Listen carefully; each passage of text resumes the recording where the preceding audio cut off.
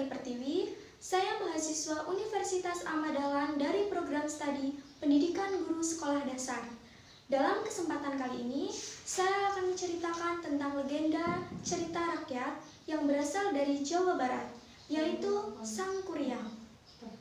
Pada zaman dahulu kala, di sebuah kerajaan, hiduplah seorang putri raja yang bernama Dayang Sumbi. Ia merupakan putri raja yang sangat cantik jelita. Ia sangat gemar sekali menenun. Pada suatu hari, ketika ia sedang menenun, tiba-tiba saja benang yang digunakannya itu jatuh berkali-kali. Dan ia pun merasa kesal akan hal itu. Lalu, dia pun berkata, "Siapapun yang dapat mengembalikan benang tenunanku, jika itu perempuan, maka akan saya jadikan saudara. Dan jika itu laki-laki, maka akan saya jadikan suami." Kemudian datanglah seekor anjing yang bernama si Tumang. Ia mengembalikan benang tenunan itu. Lalu si Dayang Sumbi pun terkejut akan hal itu. Dia berkata, "Wahai seekor anjing, apakah kau yang membawa benang tenunanku?" Seekor anjing itu pun menjawab, "Iya, aku yang membawa benang tenunanmu."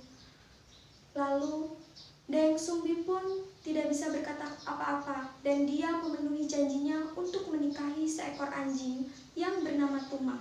Yang ternyata Tumang itu adalah titisan dewa yang dulunya pernah dihukum karena melanggar suatu aturan. Mereka berdua pun akhirnya menikah dan hidup bahagia. Seiring bertambahnya waktu, akhirnya Dayang Sumbi pun hamil dan dikaruniai seorang putra yang ia beri nama Sang Kuryang. Akhirnya Sang Kuryang pun tumbuh menjadi anak yang pemberani dan sangat gemar sekali berburu di hutan. Pada suatu hari, ibundanya menyuruh Sang Kuryang untuk berburu di hutan. Ia berkata, "Wahai Sang Kuryang, ibu sangat ingin sekali memakan hati seekor kijang." Lalu Sang Kuryang pun menjawab, "Baik ibu, aku akan menuruti perintahmu." Lalu Sang Kuryang pun bergegas untuk ke hutan bersama si Tumang yang tak lain adalah ayahnya sendiri. Kemudian sesampainya di hutan, ia pun melihat ada seekor kijang di semak-semak. Dan Sang Kuryang pun memerintahkan si Tumang untuk mengejar lalu membunuhnya. Akan tetapi si Tumang menolak dan ia pun diam saja. Dia tidak mau menuruti apa kemauannya si Sang Kuryang. Si Sang Kuryang pun berkata, "Wahai Tumang, apabila kamu tidak menuruti perintahku, maka kamu akan aku bunuh." Lalu si Tumang pun tetap diam saja. Dia tidak mau menuruti perintahnya. Akhirnya Sang Kuryang pun marah dan ia membunuh si Tumang. Kemudian sesampainya Sang Kuryang di rumah, ibundanya pun masih belum sadar bahwa hati yang dibawakan si Sang Kuryang adalah hati suaminya sendiri. Kemudian Dayang Sumbi pun bertanya kepada Sang Kuryang, "Anakku, di manakah seekor Tumang? Dari tadi ibu tidak melihatnya." Sang Kuryang pun akhirnya menjawab. Dia menceritakan keadaan yang sebenarnya. "Wahai ibu, maaf, aku telah membunuh Sang Tumang."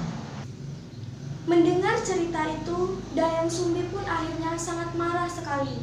Ia mengambil sebuah gayung dari batok kelapa, lalu memukuli kepala si Sang Kuryang hingga terluka. Karena merasa sangat kecewa, akhirnya Sang Kuryang pun pergi meninggalkan ibunya untuk mengembala.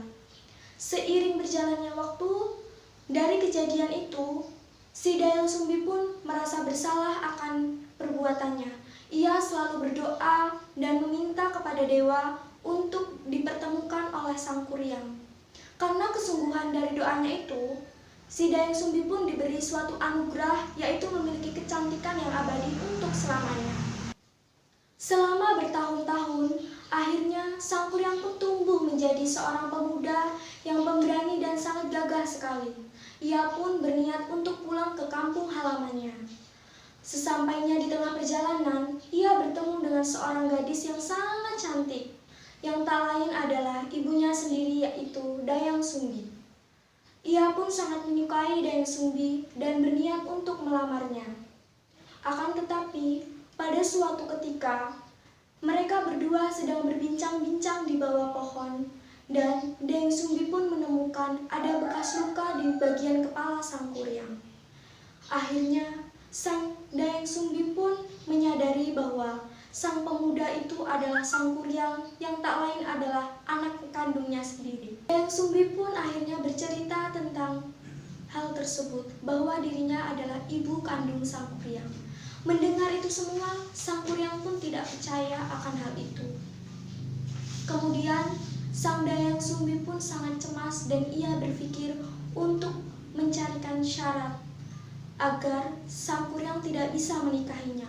Syarat tersebut adalah sang kuryang harus bisa membuatkan sebuah danau dan perahu yang besar, harus selesai sebelum fajar itu tiba. Mendengar persyaratan itu, sang kuryang pun akhirnya menyetujuinya bahwa ia akan membuatkan danau besar dan perahu sebelum fajar tiba. Untuk menyelesaikan pekerjaannya dengan tepat waktu, akhirnya sang kuryang pun meminta bantuan makhluk gaib untuk membantunya. Kemudian sang Dayang Sumbi pun melihat akan kejadian itu. Dia pun cemas, lalu dia membuat tindakan untuk membangunkan para ayam agar bisa berkokok lebih cepat. Akhirnya si para ayam itu pun berhasil berkokok dengan cepat. Melihat itu semua, makhluk gaib itu pun menghilang secara tiba-tiba karena dia percaya bahwa fajar telah tiba. Akhirnya, sang kuryang pun mengetahui bahwa Dayang Sumbi telah menggunakan akal liciknya untuk menggagalkan rencananya. Dan sang kuryang pun berkata kepada Dayang Sumbi, "Wahai Dayang Sumbi, apa yang sudah kau lakukan kepadaku?" Dayang Sumbi pun menjawab, "Wahai anakku, kita tidak mungkin menikah karena kamu adalah anak kandungku." Kemudian, sang kuryang pun sangat marah akan hal tersebut. Ia menendang perahu besar yang hampir selesai dibuatnya itu hingga terlungkup ke sebuah danau tersebut. Oleh karena itulah, para masyarakat sekitar menamakannya dengan Gunung Tangkuban Perahu.